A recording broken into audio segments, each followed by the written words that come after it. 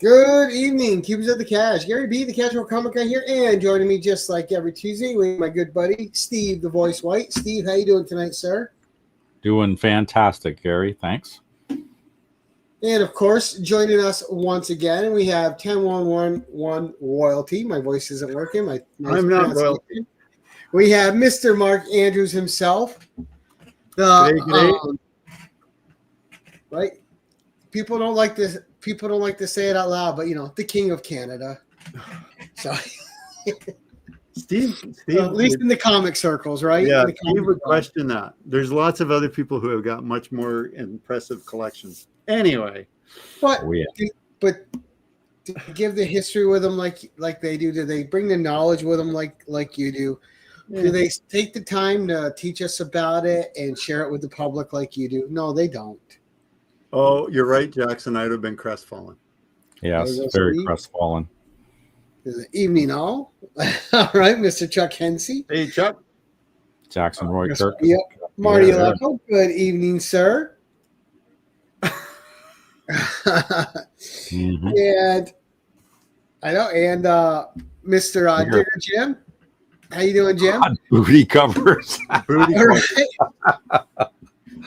And Jim, unfortunately, will not be here this Thursday when we have Candace Barbosa. No, but we'll have Magic Lasso and Silver-Haired Bronze Age Babe as the co-hosts. That'll be cool. That'd be cool.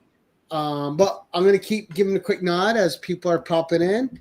But for now, Mark, we're just going to get to it. So, again, you have an immense collection. It's easy to say. You have a very curated collection, and things are in great shape. But tonight you wanted to do Frank Frazetta covers on albums. Yep. All right. So tell us how you started collecting the album covers that had them. Was it conscious, or did you just realize you had a bunch one day? Well, actually, like a lot of people, I saw the album covers, with, like the Molly Hatchet covers because I was a Conan fan and still am a Conan fan, and I love Frazetta, as you can see all around. Just got a couple of them there, just one or two. So I started digging in and looking, and I was very interested in Frank Frazetta's movie posters too. But I don't know if you've looked at the prices for some of those movie posters. All I know is if Frazetta's on it, it's expensive. It's expensive. And to get a good movie poster in good condition, you have to pay for it, right? And so I was thinking, man, they're so cool. And I don't mind buying secondary, like reprints upon reprints of stuff, but I kind of like to get something that's a little closer to when the actual artist was doing it as opposed to down the road. So I kind of fell into because I do have a fair size LP collection as well. So I started kind of going through and I kind of fell in love, and I started finding a bunch of LPs that I had no idea that Frank Frazetta even did this. Right. So, and that's where I kind of got into it. So and a lot of those artists then, like, they were not only on our comics, they're on album covers, like Ken Kelly, like Boris Vallejo. All these artists were doing more than interestingly, remind me of Boris Vallejo in a little bit. Right. Julie Bell too. Yeah. So I started looking into this stuff, and then what really piqued me to want to do this, because I collected and I curated, and there's one I can't find. Exactly, Chuck. Exactly. Anyway, don't say it too loud. Yeah. So anyway, I've been kind of finding them when I find them at record shows, because I go to there's a record show in my town here, happens twice a year. So it's one of those things that I'm always looking for, right? And I've been really fortunate, and I've been able to find a lot of them, which I'm going to go through. Now, I know I'm automatically going to invoke the Travato clause, because we're going to go a little bit outside of 10, but I'm going to go kind of by year when it all fell into place, and I'll explain it. So if we're good to go, we'll start. And Jerry says his collection is secret. At least Absolutely, it is. There's a Except the reason we buying. put them in the far reaches of the basement where it's dark and dank and no one knows where. It's like, oh no, I'll get that downstairs. Anyway, Quickly. math is hard, eh? math is hard. So Stop What's being really- a hoser, Jackson. what's really interesting, and Steve probably has this copy. Frank Frazetta did the back cover of Mad number 80, I believe it is, Mhm. and he did a comic of Ringo Starr. Yep. Oh, And it's one of those that I don't have a good copy of, or I would show you, but I'm still looking for a really nice copy of that one. And so it's on the hunt. But LP producer saw that and went, so this could be interesting. So back in 1965, Frank Frazetta was approached by Capitol Records, and he was asked if he would produce the record cover. And it's interesting. This record actually hit the charts. It was nominated, and it did really, really well. It would do horrible today, but in 1965, Frank Frazetta, very first album cover was "Welcome to the LBJ Ranch." oh wow. Record. And if you look, Frazetta did all the caricatures of the chess people. Yep. Wow. And that one was reprinted a few times in Mads. This was printed a few times in Mad. And the other thing is, this is a direct result of his artwork on Mad. That's nuts. It is. So That's this crazy. was one of those comedy records where they actually took actual interviews of politicians, and then asked them outrageous questions and then matched the interviews to answers. That's cool. And it actually did really, really well. So this was 1965, Capitol Records, Frank Frazetta's very first album cover. And I'm already sorry, Jim, I know there is no booty pictures anywhere on this album, as he said in his No, comments. and I've never seen that. That's one piece of his I've never seen. And it's what's interesting, and I don't have the Another other. Canadian. He did two more for this comedy duo, Right. Earl Dowd and Alan Robin. The thing is, and I'll get into that in order, the other two albums, he only did like a very small sketch on the of the cover that's superimposed over a picture. So it really doesn't catch you. It doesn't make you go, hey, that's Frazetta. It's not That's the same cool. way, yeah. Yeah. Did he do any work on the sleeves and on the center of did. the album too? He did on some, and I'll show you the ones he has done. So in the same year, in 1965, because that record album did so well and they really liked what he did, United Artists approached him. Ooh. And they asked him to do the movie poster for their movie that was coming out, starring Peter Sellers, Woody Allen, Peter O'Toole, and they put his poster art on the soundtrack. What's new, Pussycat? Wow. Right on. So Burt Bacharach, There you go. There's your booty. there's your booty. Tom Jones, his number one hit, the one that put him on the charts. What's New Right. Pussycat? This was this album. So what you're looking at is the movie poster that Frazetta did, and he had to do some recuts because, as you can see, some of the ladies are haven't got a lot on, and some No. of the anatomy is very well drawn because it is Frazetta. Right. Yeah. So It's like a Benny Hill skit. and you can see Right. like Woody Allen, you can tell who's who, right? Yeah. Peter O'Toole, Peter Sellers, and on the back when you ask, so there's some of his other work that he did with it. That's cool. Very cool.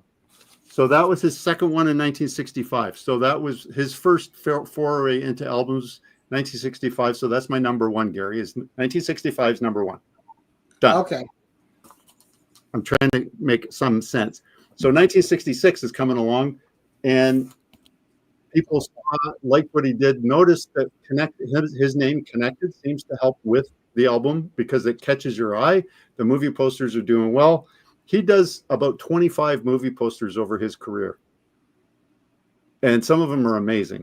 And there's some that I wish they'd have done soundtracks because I would have loved to grab them. But his next one is not a soundtrack. It's an actual album. Wow. Oh, both sides of That's Herman's amazing. Hermits. Both sides of the Herman's Hermit. So this came out in 1966. Now, what's really cool, Steve, you asked about the back art. Yeah. This is probably the most complicated back art he did. Holy Oh, crap. wow. Yeah. So That's a whole thing. It's the whole thing.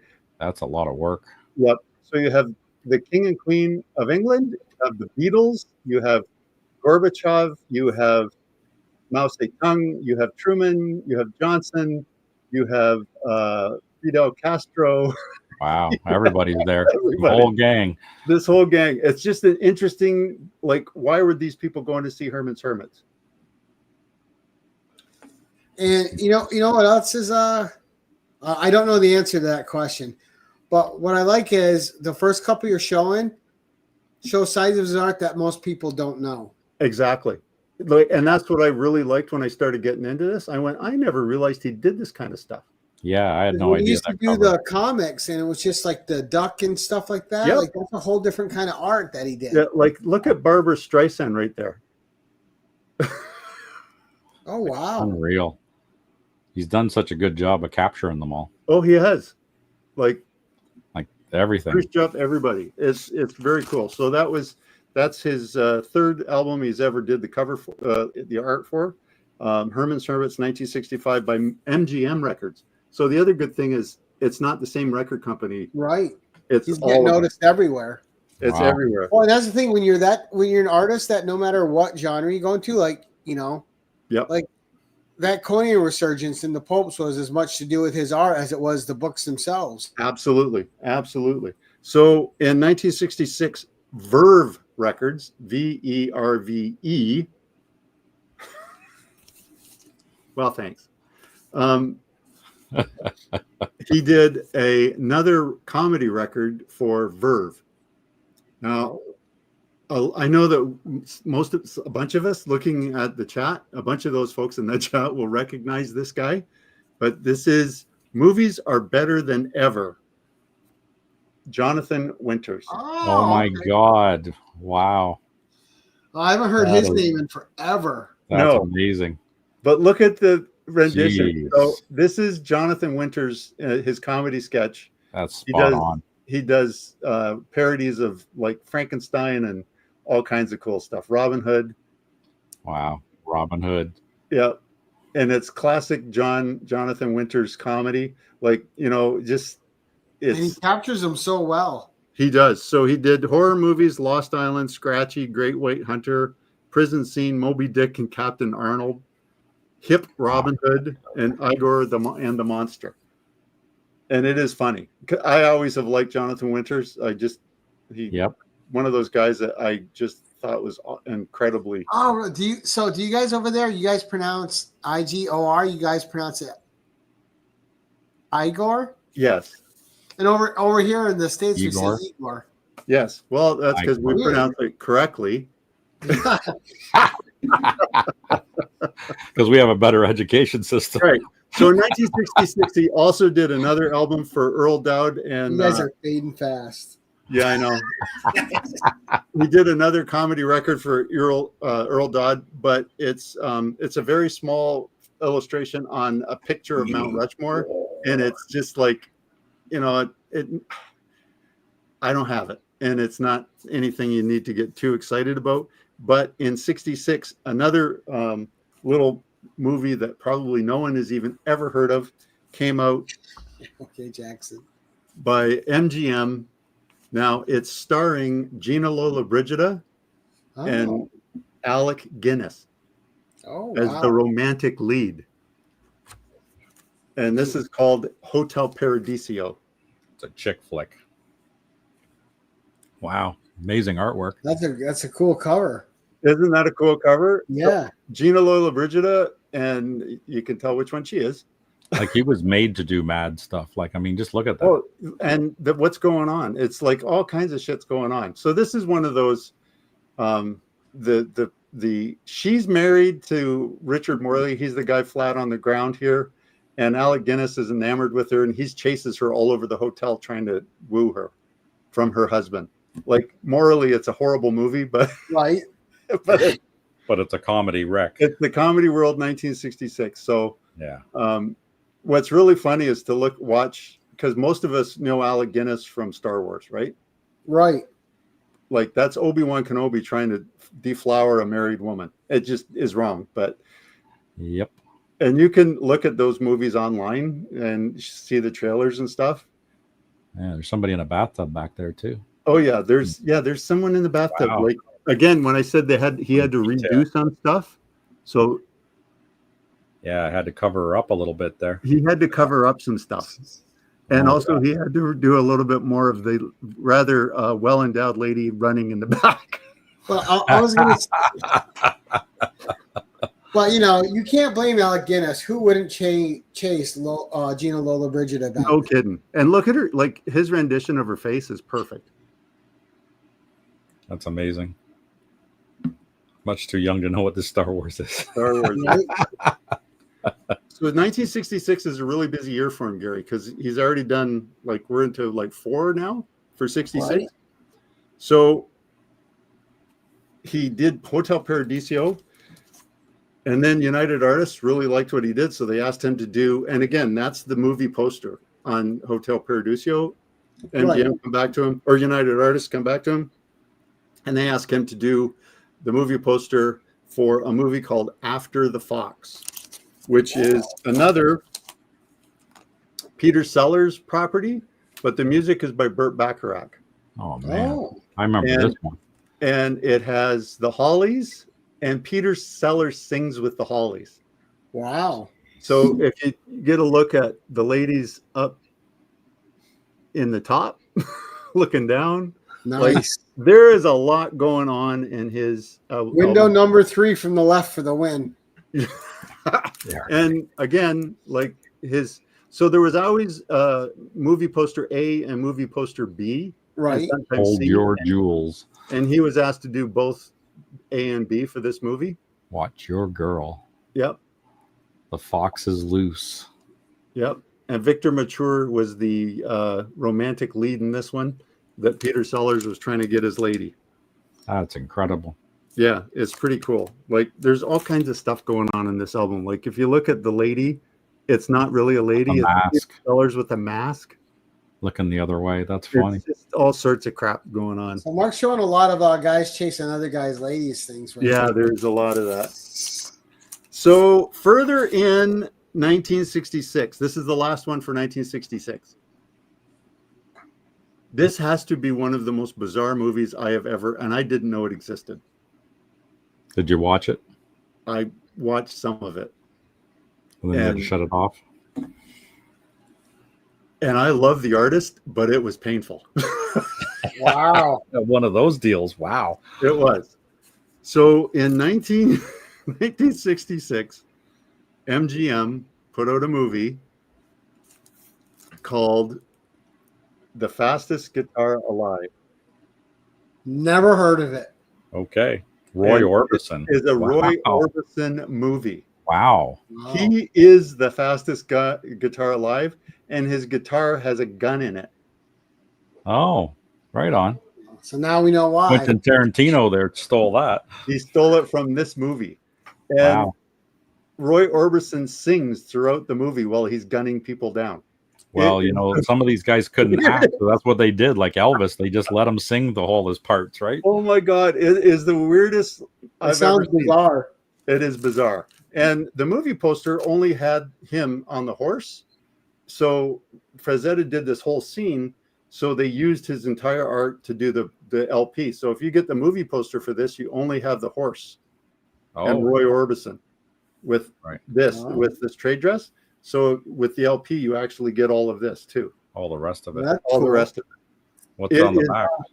I think I know who you lost to That now. is Jackson. Okay, not nothing good. on the back. Okay. It's this one is it's a Sam Katzman production too, which is interesting if you know his name. But anyway, it's it's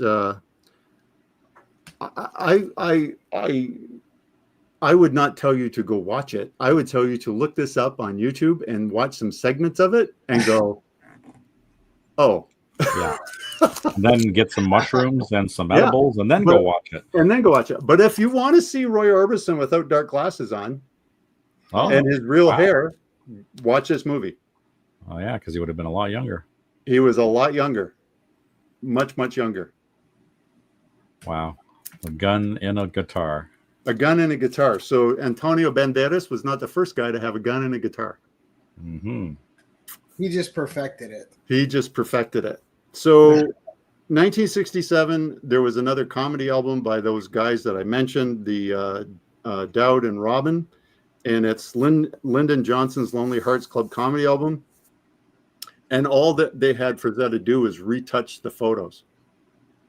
So there's not even his artwork. He just did some penciling over the picture and highlighting, and that's all he did. He still has credit for it on the album, but it's not really his artwork. But a great paycheck. But a great paycheck, like a really good paycheck. Why not? Interesting. If you want to get a really good insight into how much he's paid for this stuff, Sarah Frazetta on Frazetta Girls on her YouTube that she does called Frazetta Fridays. She does a great segment on a bunch of his album covers and stuff, and you get an idea of the money transfers and how much.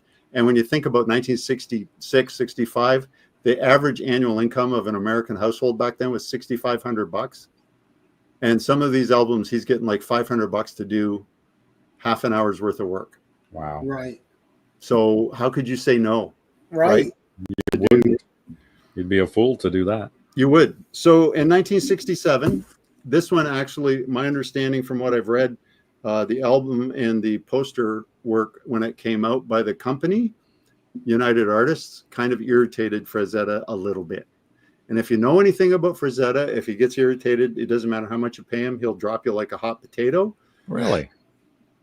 And I'll get into that a little bit. So he was a little irritated, and you'll understand why. So in 1967, Dick Van Dyke and Barbara Feldon, Agent 99 from Get Smart, did Fitzwillie. Fitzwillie.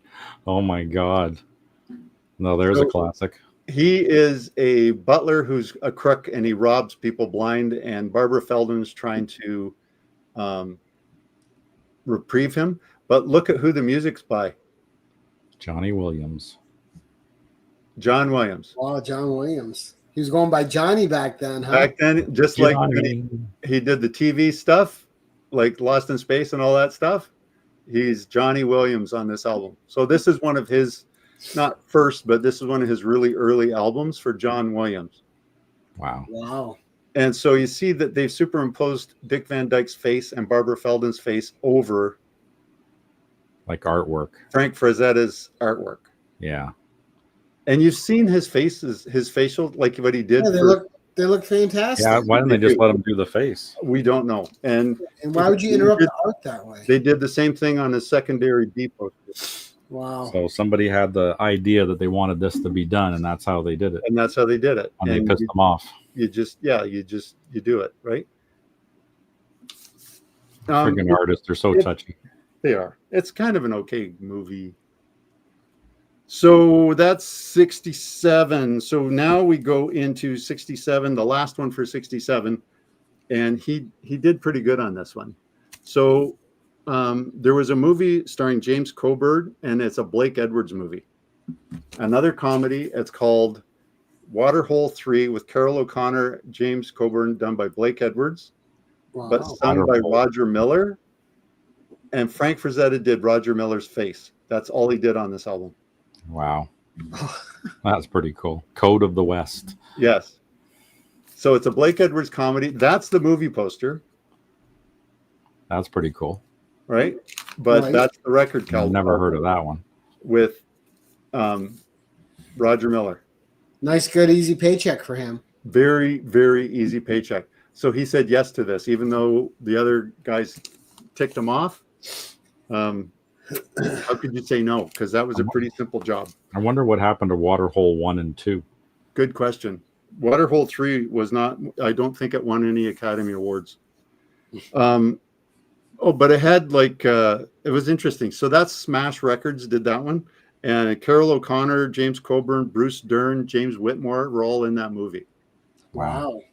Like it was heavy, Yes. That heavy was an hitters, all-star right? cast. Yeah, heavy hitters. So 1968, his next two that he does in 1968 is now we talk about a busy album cover, and this is another soundtrack. This is United Artists again, and this is actually a really good movie, and it's The Night They Raided Minsky's. God, I love that art. So The Night They Raided Minsky's is detail. with Brett Eklund, Elliot Gould, Jason Robards, and basically it's a Mennonite girl accidentally invented the strip tease. So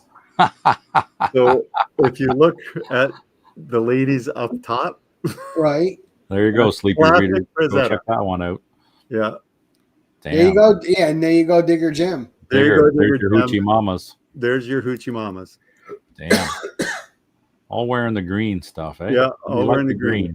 And Brett, you can tell, like you can see, he did such good work. Like you know who Jason Robards is just looking at him, and Elliot Gould, Brett Eklund, like the faces he does well, but they're characters. But Oh, look at the granny. That's hilarious. yeah, it is. This is a funny movie.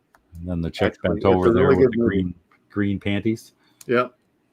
So again, original motion soundtrack. That was the movie poster, and that's one of the best ways to get it for the least amount of money is to buy it by LP as opposed to trying to buy it. Chuck Hensey has questions. Uh-oh, what's that? Yeah, question. I don't know. I think you just put him through second puberty. Definitely looking that up. Good. I have questions. I'm going to look that movie up too. So it's a good Well, thing about Chuck- taking notes on this show. No, There's a little rectangle that you can find answers on. These little rectangle things. they These should things be. have answers. Yeah, there's answers on those. Yeah. So 1968 is his last, for a while, not forever, but one of his last soundtrack album covers. And Now, again by United Artists, and he did both the A and the B posters. And this is the poster for this. So this is starring Henry Fonda and Lucille Ball. Ooh. This is yours. Oh mine. my God, I remember that one. Holy cow! Yes. So what's pretty interesting, this is what they based the Brady Bunch on. Yeah, with Oh, all the really? kids, or Yeah, when they with all started the doing kids. all these He TV has shows like with 10 kids, multiple and she had kids. 8, and they Yeah. marry and have like almost 20 kids between the two of them. Yeah, exactly. That was a And good if you movie. look at Henry Fonda, like, Yeah. and Lucille Ball, like he does such good renditions.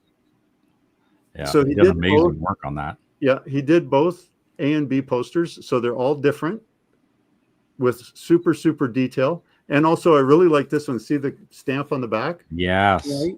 So DJ yeah, copy copy. only, not for sale. Holy crap. Display copy. Wow. Yeah. so you stole it. No, I'm just kidding. No, I I'm just, I know. I'm just We covered this on a The previous statute show. of limitations is over.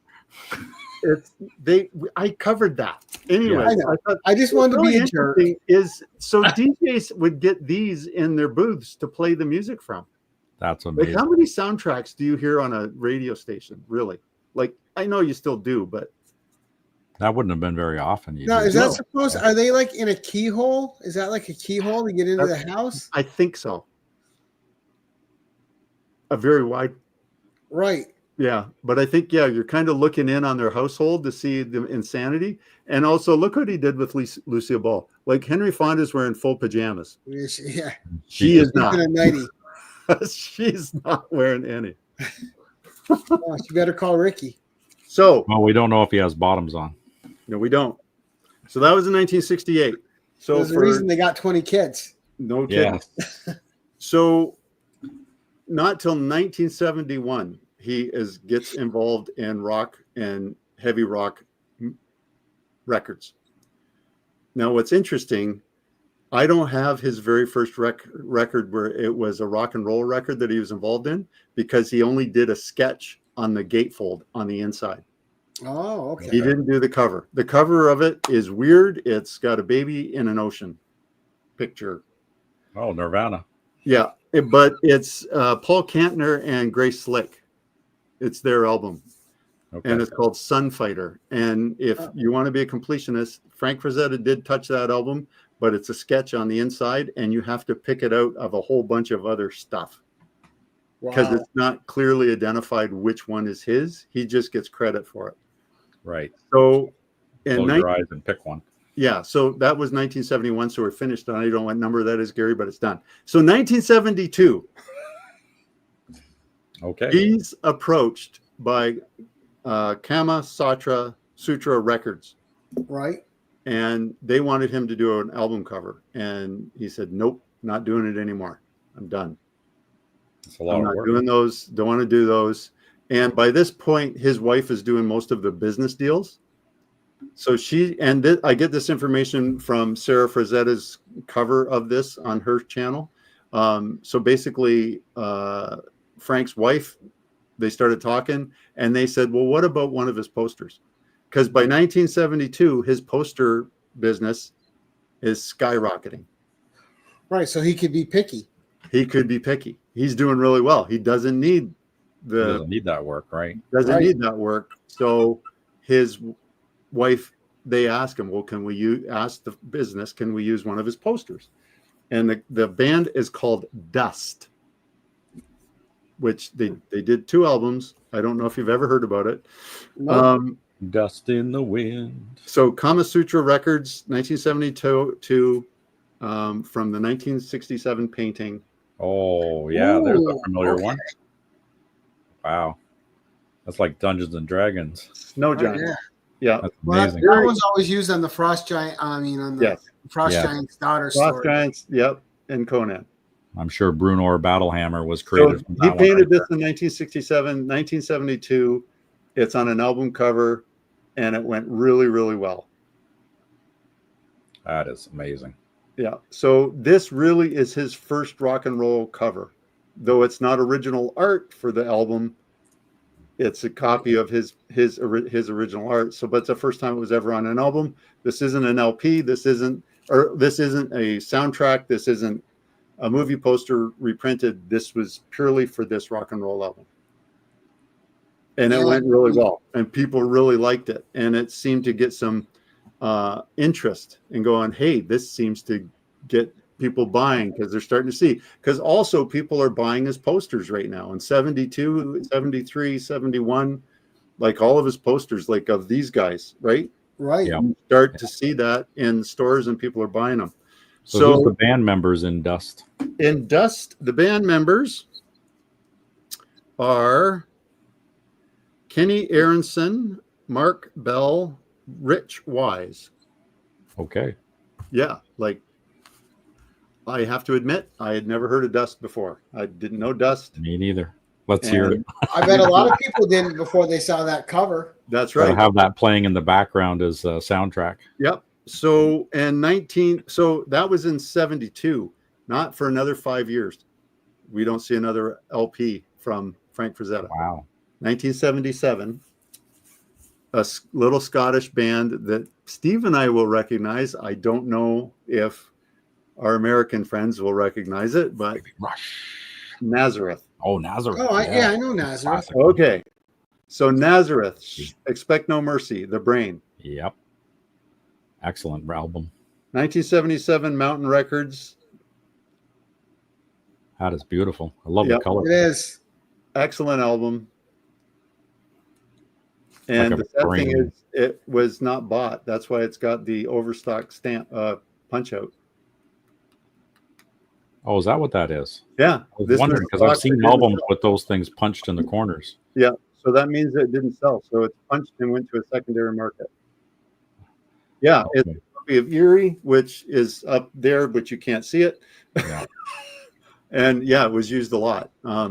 That's just like a great horror themed. It is. cover, It too. is such a good theme. It's such a good piece of artwork. It's from, again, a 1967 painting he did.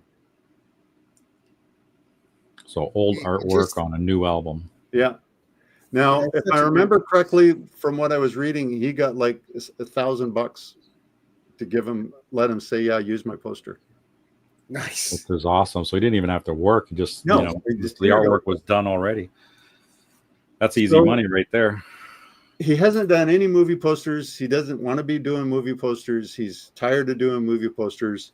And in 1978, 1977, I'm assuming prior to its release in 78, this guy who was a big fan of Frank Frazetta, and it turns out Frank Frazetta is a big fan of this actor who also was the director, a guy by the name of Clint Eastwood. Oh, might have heard of him. Might have heard of him. Approaches Frank Frazetta and says, I really want you to do the poster for my movie. So the last original art that Frank Frazetta did for an LP was the Gauntlet. Oh my God. Wow. Oh, that is not a photograph. That is No, that is not a photograph. That is That's true amazing. Frank Frazetta that's him goodness. doing it the way he does it. I that's one Clint Eastwood movie I've never seen. Yeah, it's a good one.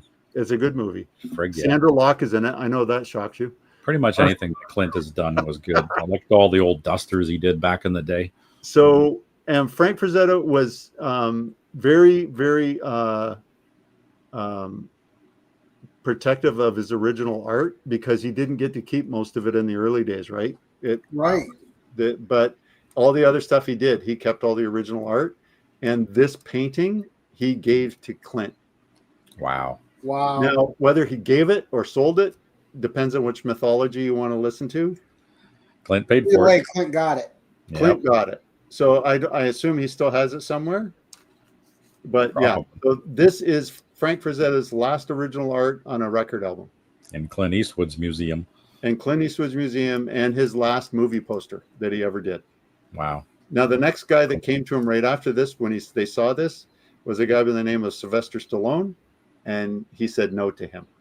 Wow. That's what you get. I was And big. then another guy came to him about asking him to do a movie poster by the name of George Lucas. Oh. Gee, and I wonder how much money they offered him at this point And in time that he refused. He said no. Wow. And I think he was supposed to be the original artist for the Kiss Destroyer album, and he's the one who recommended Ken Kelly to them. Yes. Wow. And that helped launch Ken Kelly. Absolutely. And Boris you say the name better than me, Gary. Boris Vallejo. Yeah. Vallejo. Not bad for a dumb American. Yeah. So Close enough to the border. Some of our education filtered down. Another rock band approached Frazetta's company asking to use one of his posters for their debut album, which was Molly Hatchet. Oh my God, there's a famous one. Right? You know that one all too well. Himself right there. Right there. So Molly Hatchet, this record went mental. Just because of the artwork, because of Death Dealer and how popular his poster was and how popular the book was, and people wanted to listen to Molly Hatchet. And this started a relationship between the band and the company, because again, just using posters. So this one was their opening from Epic Record, 1978, Death Dealer. Now, what's interesting. And what a way to launch your brand, huh? Yep. Crap, eh? Now, what's interesting is there's an album after this, before the next one I'm going to show, that I'm going to advise people to keep an eye open for the spec portion out of order. Okay. And I don't know if you got that picture, Gary, still that I sent you. Oh yeah. Oh, I you know what? I forgot to down the Molly Hatchet one. Yeah. No worries about it. So if you're interested, one of the hardest album covers of this series to get looks exactly like this, but it's in a box set with 3 records. And right here, there's a second banner that says live. Oh, really? Oh, so it's a live album. Nice. And it's a live album with 3 records, box set, not many produced. You can get it on eBay for over $100 if you want. But again, there's not a lot of them, and you just got to keep your eyes open for it. Sold out at Kmart. Yep. because again, it was a Molly Hatchet live. They're just new, like 3 records. Think about back, this is 1978. It costs what it costs to what it was, right? Yeah, and So, stamp but them, now whatever if they you want press to them. you want to get the completed series of the Molly Hatchet records, that one is the hard one to get for spec to look for. Well, hold on, Mark. I'm going to put it up right now. Okay. He's got it. Technology is working. Technology is amazing. Yeah, not bad for the American education system. It's working at it. So there it is. See the little blue banner just below? It says live. It says live. And it's a 3-record box set. Rare, people. That's the rare one. Well, it's a harder one to get for sure because there wasn't as many made. So if you're into this and you want to get Frazetta, you want to be a completionist, and you that's the one to try to find. Once you found all the other ones. See, I told you I had it. Yeah, that's the yeah, of course you did. So anyway, we're getting down to the end pretty much. So Molly Hatchet Live was the next one, and then 1980, they asked him to do it again, and they did this one. It's a good year. Yeah, that's right. When I discovered comics. This one is Beating the Odds. And that's another one of his most spectacular ones, especially with the horse and everything. Yeah, this is just another spectacular copy or of example of his artwork. Again, he got paid exponentially. They stepped like it was 1,000, then it was 2,000, then it was 2,500 just to use his poster art. And he didn't have to do a thing. Who draws a horse like that? Like nobody. I've never seen a horse drawn like that ever. He does. That's his. He just does weird angles. Like you would never do an angle like that. Well, the colors too, like the fire, the smoke. I mean, that whole thing is just atmosphere. Absolutely. My eyes get drawn to the skeleton with the axe and everything. That is just wicked. And by the way, there's a record in here. Oh, really? Oh, yeah. They decided to throw something in there with the art, eh? Yeah. And then his last one that he did for them was this: Flirting with Disaster, Entering the Dark Kingdom. It's like a Thor. Yeah. No, I think that painting is called The Warlord, I believe. No, this is Enter Dark. This is it? Because the painting itself. The painting itself? Yeah. Again, this is some of his older paintings, right? Yeah. And they're just reusing them for the album. That's so amazing. That was his last one. They asked him to do a compilation, like a rendition of the band, and he said no, and he directed them to Boris. So the next Molly Hatchet album that looks like similar artwork is a Boris Molly Hatchet, and it has the band in with the swords and the hats, like it's classic Boris. That's amazing. Doesn't that just like scream 300, like King Leonidas? Oh, absolutely. This is I love this one. Like I had, that's great. Like the detail's amazing on that. I had one of the puzzles when I was a kid of this, and sadly it got wrecked. Yeah, but you enjoyed making it a bunch of times. I did. I had a lot of fun making it, and I had it for a long, long time. But sadly, it did not survive this test of time. Well, that's what it was meant for, right? So what's interesting, those are the last. That one is the last really. Where he was kind of involved, but the last album released with Frank Frazetta art was released in 2025. It hasn't stopped. Wow. So this year, yeah, it's still going on. So 14 years, like European bands are using them, Australian bands, all kinds of bands are using his. It's almost over. Right. All kinds of bands are using his poster art, his original art. They're putting it on their album covers just because people love his artwork and it catches people's eyes. I don't have a lot of those because now you're starting to get into CDs and you're getting into, stuff you already have in an earlier form. Yeah, and it's not got quite the same for me anyway. Knowing he was still kind of involved in some of this. Even the Molly Hatchet one, where at the end he said, "No, I'm not doing it anymore. You go see this artist," and then the company takes over. And we lost Frank, and he had strokes and stuff, and he wasn't painting as well. He had to reteach himself, and he didn't need he didn't need that income, which is kind of nice. Now, I did mention a couple of soundtracks that I wish, like movie posters that he didn't do. They didn't release a soundtrack of. And if you really want to see two very cool movie posters that Frank Frazetta did, the first one is 1967, The Fearless Vampire. The Fearless Vampire? Hunters. Fearless Vampire Hunters, okay. With Roman Polanski and Sharon Tate. Oh, wow. No way. Yes. And the movie poster of that one that Frank did is, man, it's out of the park. Is she wearing a bikini top in that one? Oh, it's a classic. It's just such a cool poster.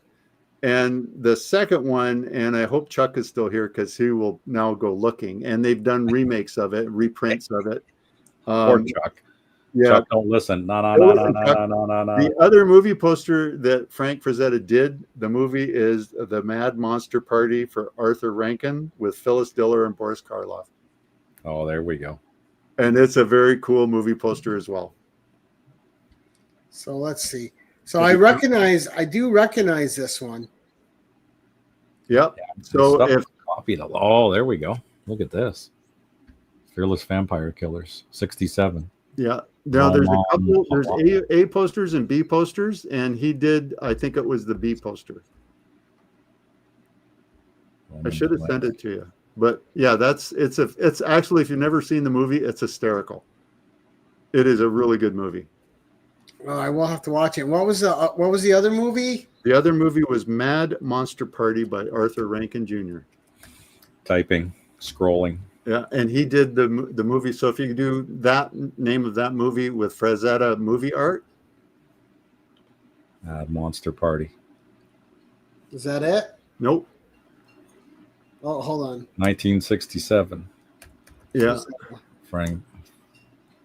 There we go. The black and white one with the red, and they've colorized it there. That one. It has every Universal monster in it. That's pretty dope. And they've redone that a few times. So it's 1968. So there we go. Can you see it? Yep. You can't. It's not big. Oh wait, hold on. It went to a new screen. Hold on. Let me get a different one. Searching, scrolling. No, I got to remove this one. And it's us. We're back. Right, and I got to hit Technology. again. All the little wheels and gears are turning. Well, I got to hit stop screen on that one, and because heaven forbid you're allowed to have two screens. Ticket. Nope. How much do you pay for this thing? Go StreamYard. I'm sorry, Gary. I should have had it ready for you. No, you're good. Right Monster there. Party. Yeah, because that's a busy art piece.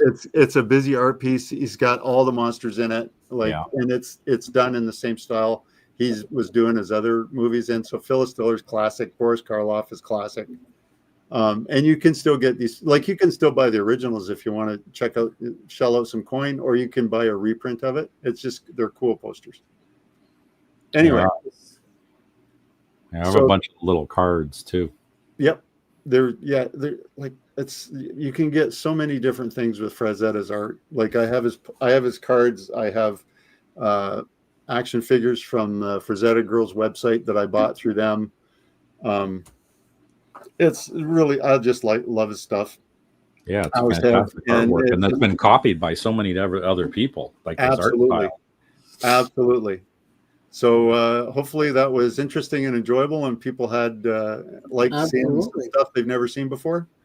Oh, I know I did, especially your first couple. Yeah, you don't think about him doing that kind of stuff. So no, like you're used to him doing this stuff, right? Yeah, that kind of stuff. Well, I mean, but it just shows how talented he was. He could do different styles. Oh, he could do all sorts of stuff. Yeah, not only his comic book work, which we're used we've seen reprints and stuff, but he got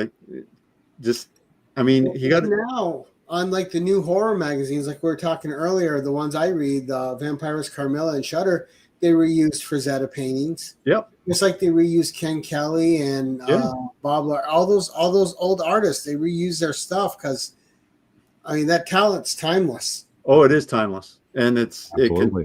and the actual piece tells a story.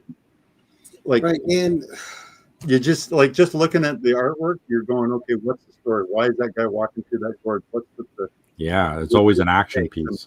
what's with the guy with the skeleton with the what's the story? Like it's Yeah, just what the hell's going on? what's and going even on? some of his space covers, like Buck Rogers and stuff, Yep. are amazing. They are like, and it's all slightly different. So Yeah, Jackson's spending money. You've accomplished your job tonight, Mark. Yeah, I'm staring across. I got a bunch of cards that are right there that are the space ones of his. So now I hope I answered all of Chuck's questions. I don't think I did. Right. Yeah, Well, that Chuck's was busy fantastic, typing. That's though, why man. he's not on here. He's on eBay right now. Right now, he's on eBay. Anyway, thanks, Gary, for having me. That was absolutely. Don't tell the wife. Don't tell the wife. Hiding, going through secret offshore accounts. Right. No, that was great stuff, man. That was fun. I mean, anytime you get to look at Frazetta isn't a bad night. Nope. I think that's not a bad night. So it's better. I wish I could see my shirt better, but anyway. Well, you just got to Death stand dealer. There you go. Death dealer. up. Oh, no, thank you, Bobby, for joining us. We appreciate thanks, it. The thanks is from me to you guys. Well, but great stuff. We'll go around again real quick like we normally do. Steve, what's coming up for you? Well, this Friday, Mark, Chuck, myself, and we'll be on hanging out with Joe on Anachronic Comics. We'll be doing the Espresso Mail Call. Tomorrow, hopefully, I'll be on with, who's that guy? Trev, the shipping guru, or Chris? I don't know. And then in 2 weeks, this guy here is coming down, and we're doing the Fan Expo. It's going to be craziness. Crazy things will happen. What happened in Toronto? So much money. I'm going to be, my signature pile is just massive. I'm going to have to be bringing a short box with me. It's out of control. Oh, man. Yep. But you'll have fun. Oh, freaking right. I'm going to have fun. It's going to start on the Wednesday because Tynan and Walsh are doing their Exquisite Corpses tour. And they're coming to the Beguiling on Wednesday, so I'll be hanging out there. Nice. That'll be the start of it. Oh, I'm sorry. I didn't mean to cut you off. I thought you were go for it. I'm good. And Mark, you're also coming up on the Espresso Mail Call, I would assume? Yep, I am. So all the stuff that Steve just said, I'm doing. There you go. Except for the beguiling part. I'm not coming down the Wednesday. No, I'm not coming down the Wednesday, but I'll be down Thursday. Nice. And coming up for me in 2 nights' time, we have the return of just a fantastic guest and a fantastic person, Miss Candice Barbosa, doing an Archie Comics 1011. And she's going to have some toys, too. Ooh. So we're going to do a special start time because she's got to get home from work. So we're starting at 8:30 that night instead of 8. So set your clocks for 8:30 to watch Candace. And we're going to have special co-hosts that night. We're going to have Magic Lasso, Ryan himself, and Shebabs, Sarah, the silver-haired Bronze Age babe. So because we barely spent any time together the last week and a half. Yep. We've only done 3 shows together. But so that's going to be fun. And then the week after, we have Bruce for Morningstar coming back for his second 1011 appearance. And then we have Chonko Comics coming on for the first time next Thursday. Sweet. Yep. We have, and we got to see if this is going to be able to happen, the return of Milt on the 19th. Ooh, that'd be good. He reached out to me. He wanted to make his YouTube return on the show. Wow. Who am I to say no to that? Hell no. Absolutely. So hopefully he's going to be able to make it. And then on the 21st, we have the return of Big Herm. Nice. Wow. And then we have the first-time guest, Mark Unleashed, on the 28th. And, Steve, I gave you and I the 26th off. I figured we got to have at least a day off during the month. Yep. I'll be recouping from Fan Expo at that point. I think the last time I gave myself a Thursday night off. This time it's a Tuesday. Okay. That works. Milt is banned from my channel.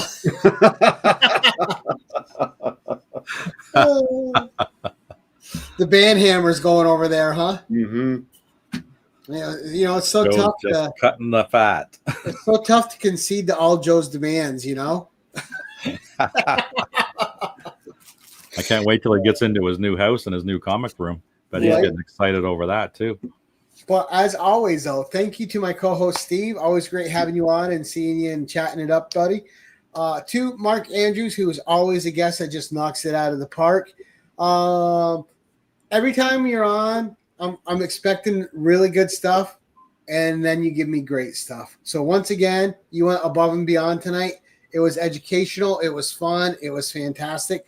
Had absolutely incredible time. Thank you, Mark. Appreciate it. And to the people who are joining us live, thank you for joining us live and watching. We appreciate your time and choosing to spend the time on our channel and listen to us old guys meander and go on as we do. And for those of you catching us on the rewind, if you're new to the channel, thank you. Go check out these gents. And as always, as we like to end these things, we are going to say thank you for watching and keep it casual.